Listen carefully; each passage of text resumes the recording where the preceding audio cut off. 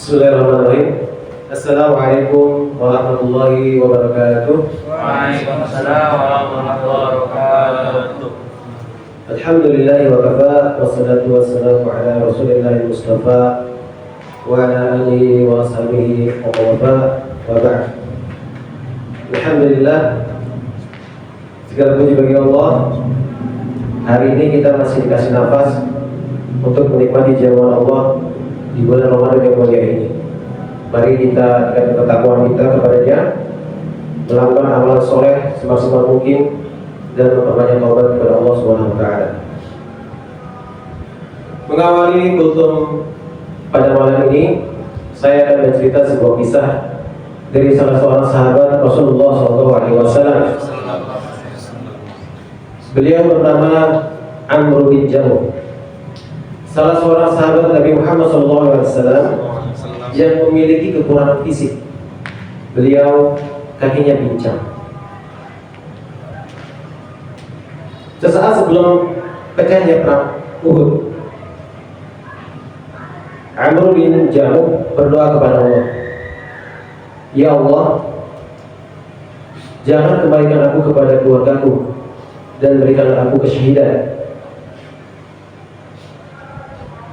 Amr bin Jamuh menyiapkan perlengkapan perangnya. Ia memakai baju perangnya. Ini adalah kali pertama beliau mengikuti perang. Kenapa? Karena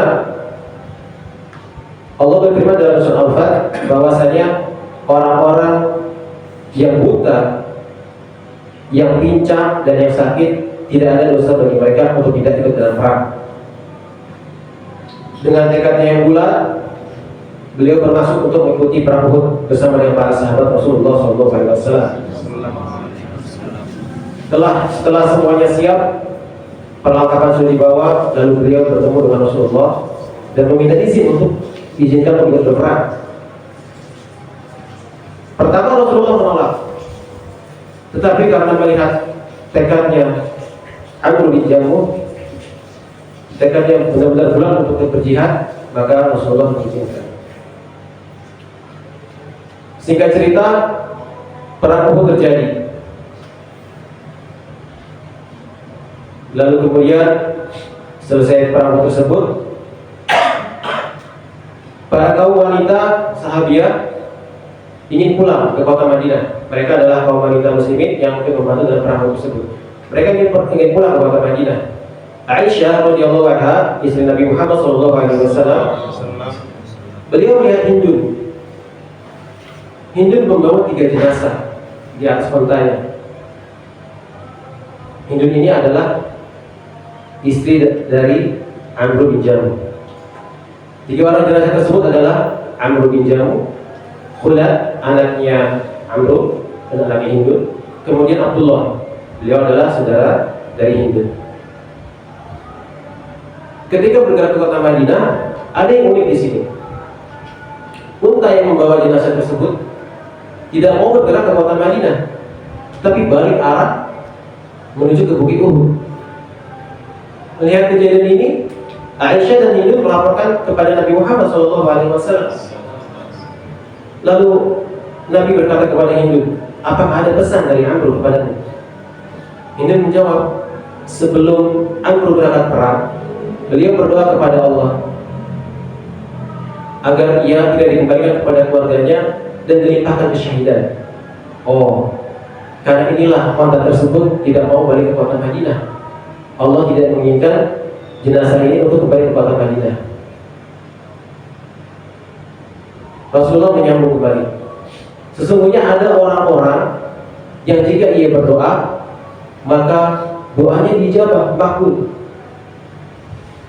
Amr berdoa kepada Allah agar tidak kembali kepada keluarganya dan diminta untuk diberikan kesyahidan.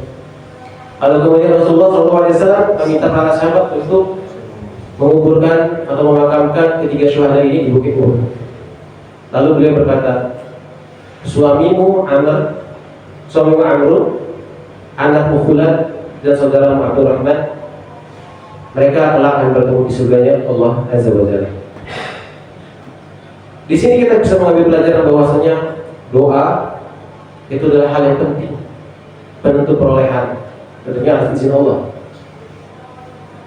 Jamaah sholat Isya dan tarawih yang dirahmati oleh Allah Azza wa Jalla, kita sebagai kaum muslimin wajib untuk melaksanakan ibadah kepada Allah dengan ikhlas dan juga khusyuk. Allah juga memerintahkan kita untuk senantiasa meminta kepadanya, berdoa dan berharap kepada Allah Azza wa Jalla. Allah berfirman, "Ud'uni astajib lakum." Berdoalah kepadaku, maka akan aku kabulkan. Di lain kesempatan Allah berfirman dalam surah Al-Baqarah ayat 146 yang kita bahas di atas mimbar ini, "Wa idza sa'alaka 'ibadi 'anni fa inni qarib ujibu da'watad da'i idza da'an falyastajibu li wal yu'minu bi la'allahum yarshudun." Dan apabila hamba-hambaku bertanya kepadamu, jawablah, sesungguhnya aku dekat. Aku mengabulkan permohonan doa orang-orang yang mau memohon kepadaku. Maka hendaklah ikuti perintahku dan berimanlah kepadaku, agar kalian senantiasa dalam kebenaran. Allah berkehendak untuk mengabulkan sebuah doa. Allah juga berkehendak untuk tidak mengabulkannya. Akan tetapi bagi semua orang yang berdoa, jika tidak dikabulkan, maka Allah akan menggantinya dengan yang lebih baik. Seperti kisah dari Amr bin Jamuh tersebut, Allah kabulkan doanya. Nah, untuk menggapai ridha Allah dan terkabulnya doa tersebut, ada beberapa waktu yang disyariatkan atau yang pernah disampaikan oleh Rasulullah SAW. Tentunya semua di sini pernah ingat, tolong bantu saya. Waktu-waktu tersebut apa saja? Waktu-waktu yang mustajab untuk berdoa, di antaranya apa saja? Ya, ketika hujan, kemudian ketika berpuasa, ketika buka iftar, kemudian di antara azan dan iqamah.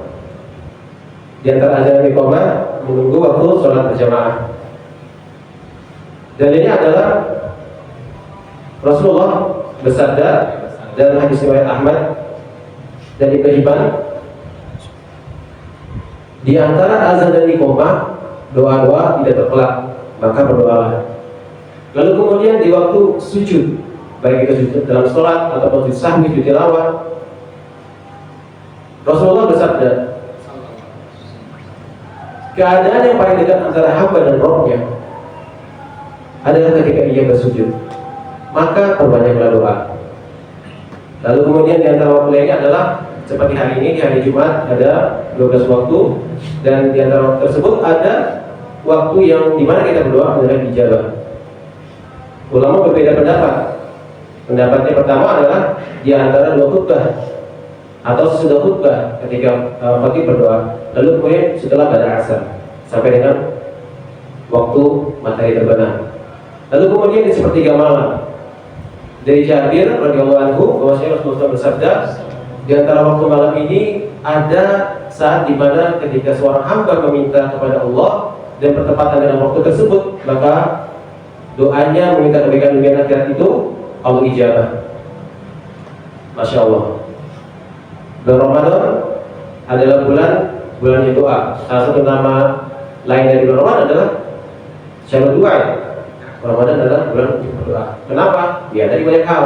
Berpuasa, doanya dijabah. Seperti hadis Nabi bilang, setiap harinya ada beberapa orang yang Allah keluarkan dari neraka di bulan Ramadan. Dan setiap muslim yang berdoa, maka Allah akan menjabah. Masya Allah. Jadi kita manfaatkan waktu-waktu ini untuk berdoa yang banyak, meminta kebaikan dunia dan akhirat. Jamaah sholat Isya dan tarawih dirahmati oleh Allah. Ternyata mungkin ada beberapa dari kita yang sudah berdoa terus-menerus, tapi ternyata doanya ditolak oleh Allah. Nah, ada layaknya kita mendengarkan satu kisah dari Ali bin Abi Thalib, seorang sahabat Nabi. Beliau ketika itu memimpin di depan kaum muslimin sedang berkhutbah. Di akhir khutbah beliau ada seorang jamaah yang bertanya kepada Amirul Mukminin, Dia bertanya, "Ya Amirul Mukminin." Allah berkata, "Ud'uni fastajib lakum." Berdoalah kepadaku, maka akan aku perkenankan. Tetapi mengapa doaku ditolak? Mengapa doaku belum diijabah? Lalu Amirul Mukminin Ali bin Abi Thalib berkata, sesungguhnya hatimu mengkhianati Allah dengan 8 hal. Yang pertama, engkau mengimani Allah, yakin akan Allah, tetapi engkau tidak menjalankan perintah dan kewajibannya. Maka apakah ada manfaat dari keimananmu tersebut? Yang kedua, engkau beriman kepada Rasulullah, akan tetapi engkau tidak menjalankan sunnahnya dan engkau mematikan syariatnya.